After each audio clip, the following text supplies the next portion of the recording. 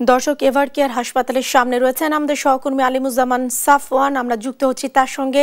সাফওয়ান, খালেদা জিয়ার শারীরিক অবস্থা বর্তমানে কেমন রয়েছে, কি নতুন তথ্য আপনি জানতে পেরেছেন আমাদের জানাবেন।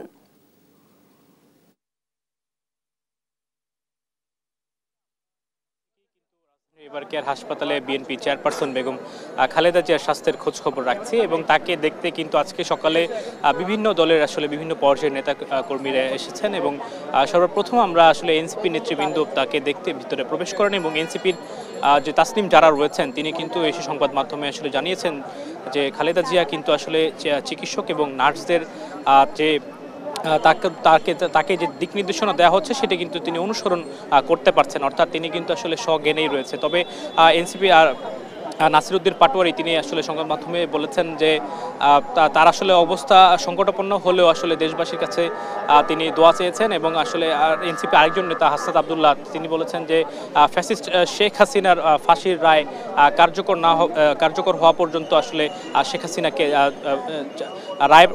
রায় আসলে বাস্তবায়ন করা পর্যন্ত কিন্তু আসলে খালেদা জিয়াকে প্রয়োজন, এমনটি কিন্তু হাসনাত আবদুল্লাহ বলেছেন। এছাড়াও কিন্তু বিএনপি চেয়ারপারসন বেগম খালেদা জিয়ার খোঁজখবর নেওয়ার জন্য কিন্তু বিভিন্ন ধরনের নেতাকর্মীরা দেশের বিভিন্ন প্রান্ত থেকেও কিন্তু এসেছেন। সকালে আসলে তাদের উপস্থিতি খুব একটা দেখা না গেলেও আসলে বেলা বাড়ার সঙ্গে সঙ্গে তাদের উপস্থিতি বেড়েছে। এছাড়াও বিএনপির যুগ্ম মহাসচিব খায়রুল কবির খোকন তিনিও কিন্তু সংবাদ মাধ্যমে কথা বলেছেন এবং তাকে আসলে আমরা গণমাধ্যমের পক্ষ থেকে প্রশ্ন করেছিলাম যে বেগম খালেদা জিয়ার পাশে তারেক রহমান আসলে কবে নাগাদ আসবেন।